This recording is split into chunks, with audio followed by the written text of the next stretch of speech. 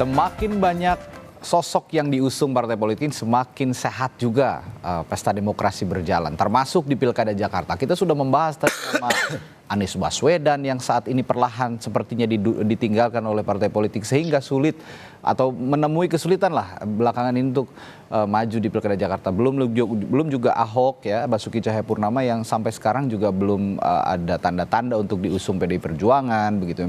Kendati dua orang ini justru di dalam survei elektabilitas memiliki presentasi yang cukup tinggi, bahkan sangat tinggi, dua teratas bahkan ya, di bawah Ridwan Kamil sekalipun yang sudah diusung Kim. Pertanyaan saya selanjutnya ke Bung Ciko. Dalam kurun waktu beberapa hari lagi menuju 29 Agustus, yang nggak lama lagi ini ya.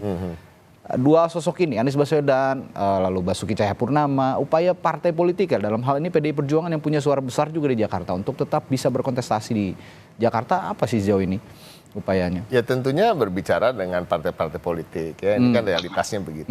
Realitasnya begitu, dan ketika kita mengusung nama calon misalnya dari internal, tentunya karena kita nggak bisa mengusung sendiri, tentu yang harus ada tingkat penerimaannya juga tinggi antara partai-partai politik lain. Makanya selain nama Pak Basuki Cahayapurnama yang kita sudah tahu elektabilitasnya tinggi, tingkat kepuasan publiknya tinggi ketika memimpin Jakarta, ada nama-nama lain gitu kan. Kalau kita bicara soal calon gubernur, ya Pak Basuki Cahayapurnama hanya bisa menjadi calon gubernur, tidak bisa menjadi calon wakil gubernur. Karena sudah pernah menjadi terhadang dengan aturan-aturan. Nah, kemudian ada nama-nama lain seperti Bang Rano Karno misalnya. Bang Rano dia bisa dua-duanya, bisa cagup, bisa cawagup, dan kalau kita lihat pengalamannya sangat cukup, rekam jejaknya baik. Ketika pernah menjadi wakil bupati pernah, wakil gubernur pernah, sekarang anggota DPR RI, ya kan. Jadi secara birokrasi maupun tata kelola pemerintahan dia mengerti betul. Putra daerah juga. Putra daerah, anak Jakarta, dan punya brand Sidul, ya kan. Dan sangat mudah untuk menaikkan elektabilitasnya yang mungkin sekarang belum terdengar karena warga Jakarta nggak tahu ada nama ini yang ada kemungkinan untuk maju. Ada juga nama Pak Jarod ya kan, siapa yang bisa ini kan seperti duit tunggal dengan Pak Ahok waktu ketika Pak Ahok memimpin, dan juga Pak Jarod juga disukai oleh kalangan-kalangan nasionalis ya, pemilih-pemilih PDI Perjuangan maupun di luar PDI Perjuangan. Ada lagi nama sampai sekarang memang kan Bu Risma kita belum fix nih apakah akan dimajukan di mana sebagai calon kepala daerah apabila dimajukan, begitu juga Pak Andika Perkasa, belum juga, walaupun kemungkinan di Jawa Tengah. Di Jawa Tengah juga ada Mas Hendi atau kemungkinan dua-duanya di sana, kita nggak tahu. Jadi itu juga masih menjadi exercise kita sehari-hari di PDI Perjuangan. Nah, ada nama-nama yang memang cocok sebagai hanya sebagai wakil misalnya ya, ada Mas Prasetyo Edi Marsudi. Sebenarnya mumpuni juga sebagai calon, cuma mungkin elektabilitasnya tidak terlalu tinggi, tetapi punya kapasitas, punya kemampuan dan mengetahui betul permasalahan-permasalahan Jakarta sebagai ketua DPR dari PDI Perjuangan. Jadi nama-nama itu yang masih di-exercise oleh PDI Perjuangan. Dan saya tertarik dengan nama Rano Karno sebenarnya. Ini punya rekam jejak yang panjang. Banyak yang tertarik akhir-akhir ini. Ya, banyak yang tertarik akhir-akhir ini, termasuk saya juga tertarik untuk terus membahas nama Rano Karno ini karena pernah menjabat juga sebagai kepala daerah begitu ya dari PDI Perjuangan. Rekam jejaknya jelas dan dia putra daerah, itu yang paling penting, anak Jakarta kalau kata Bung Ciko. Persoalan PDI ini kan bukan persoalan kader. Nggak kekurangan di Jakarta ya. Di Jakarta itu soliditas pemilihnya itu kuat sekali. Jadi saya kira kalau di Jakarta, kalau saya lihat hasil pileg kemarin itu kan, dua partai hal ini adalah PKS dengan PDI adalah partai paling solid pemilihnya. Jadi kalau mereka nyorongkan kader manapun itu akan terpilih gitu.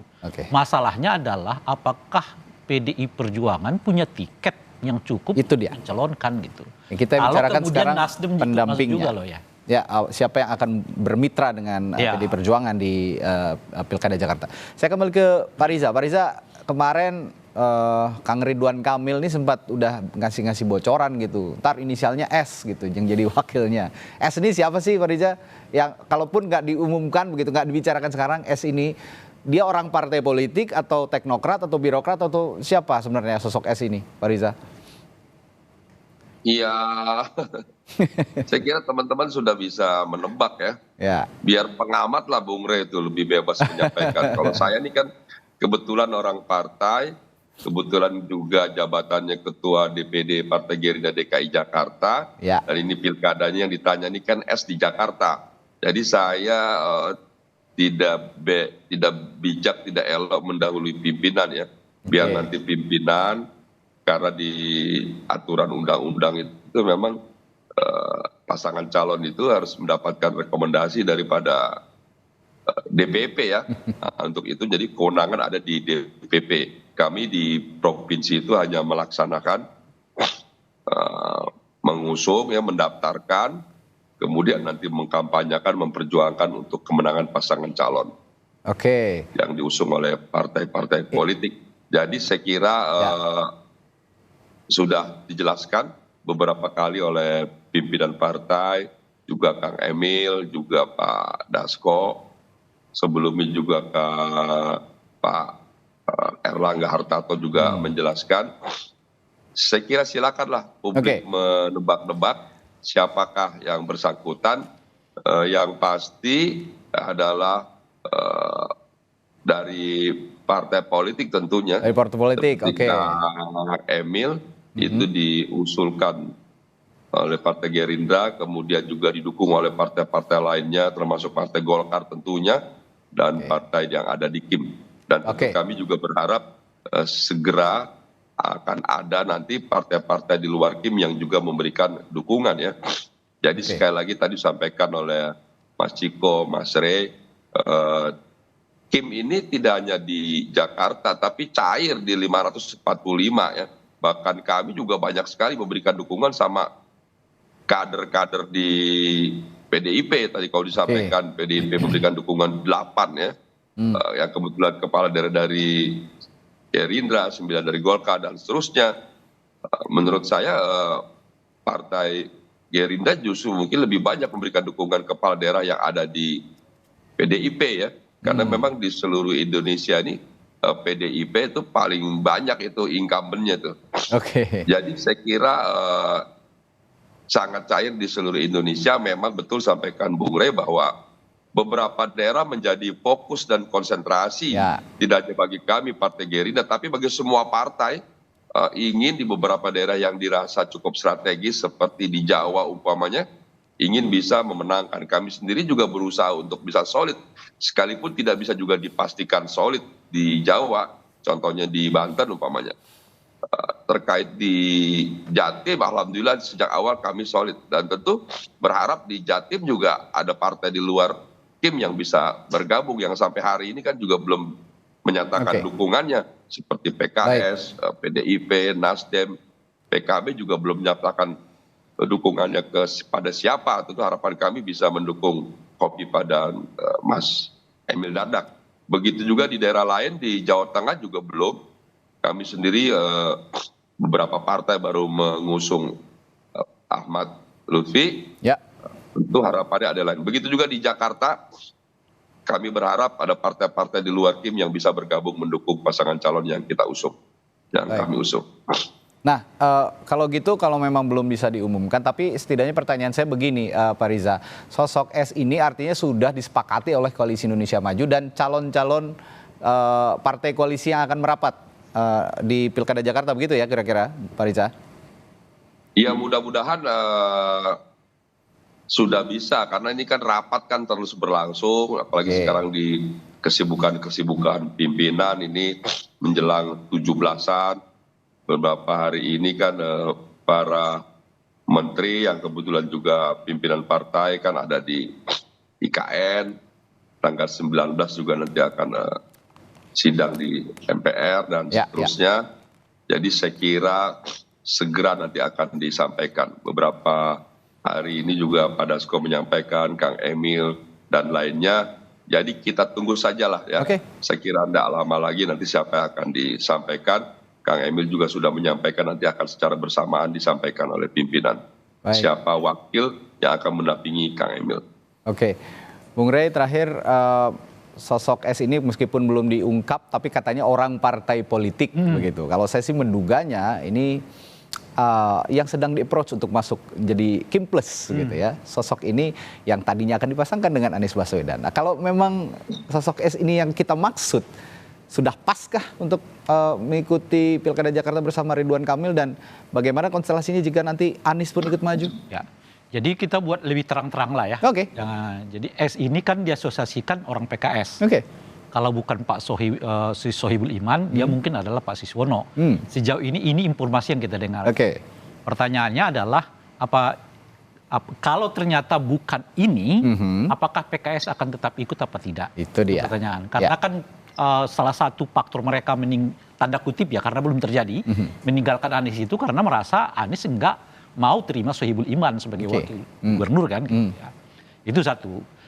Saya kira kita harus lihat dulu tragedi pemunduran dirinya Pak Airlangga. Airlangga Hartarto. Ya. Jadi kalau kita runut kembali tuh, setelah RK menyatakan dirinya menjadi siap maju ke Jakarta, tiba-tiba begitu banyak spanduk ya yang bertebaran di Jakarta yang terkait dengan Kaisang. Dan kira-kira gitu. Ya. Muncullah asumsi RK mungkin akan dipasangkan dengan Kaisang. Tetapi setelah 2 hari dalam hitungan saya ya, spanduk itu beredar di seluruh Indonesia, tiba-tiba Pak Airlangga mengatakan udah ada wakilnya, inisialnya S. Oke. Sang pisang. Hah? Sang pisang. Ya, bisa macam-macam. Tetapi S itu kemudian justru lebih asosiatifnya bukan ke Sang Kaisang. Lebih asosiatifnya itu ke Siswono sama Sohibul Iman tadi gitu. 2 hari setelah pernyataan Pak Airlangga itu, Pak Airlangga menyatakan mundur sebagai Ketua Umum Golkar gitu. Apakah rangkaian peristiwa ini dalam satu frame atau itu peristiwa yang terjadi sendiri-sendiri? Nah, mungkin butuh beberapa detail lagi gitu. Oleh karena itu kemarin misalnya PAN dalam Pak Zulhas juga mengintroduksur nama S itu.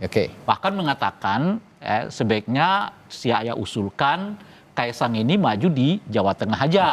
Artinya dalam bahasa yang lain, Kaisang sendiri keinginannya mau di Jakarta, tetapi diusulkan oleh PAN untuk maju di Jawa Tengah gitu.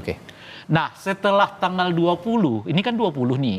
Kalau Kim mengatakan tanggal 19 akan diumumkan, saya nggak terlalu yakin setelah konstelasi ini. Kita lihat setelah tanggal 20, siapa Ketua Umum Golkar.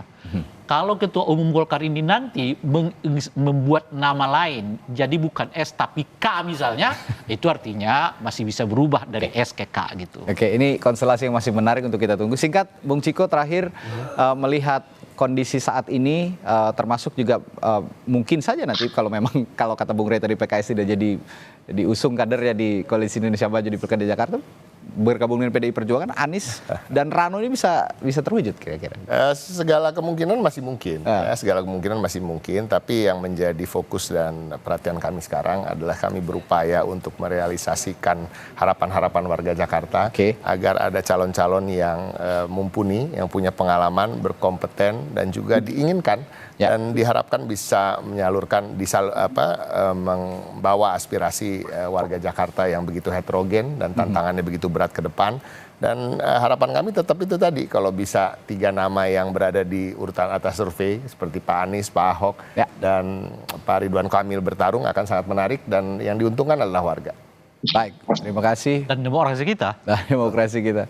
Baik, terima kasih para narasumber saya pagi hari ini. Ada juru bicara PDI Perjuangan Bung Ciko Hakim, lalu analis politik dari Lingkar Madani Indonesia Bung Ray Rangkuti, serta Ketua DPD Partai Gerindra DKI Jakarta Pak Riza Patria. Terima kasih Pak Riza sudah menyempatkan hadir pagi hari ini. Mas Ciko, Sehat selalu, sampai jumpa kembali.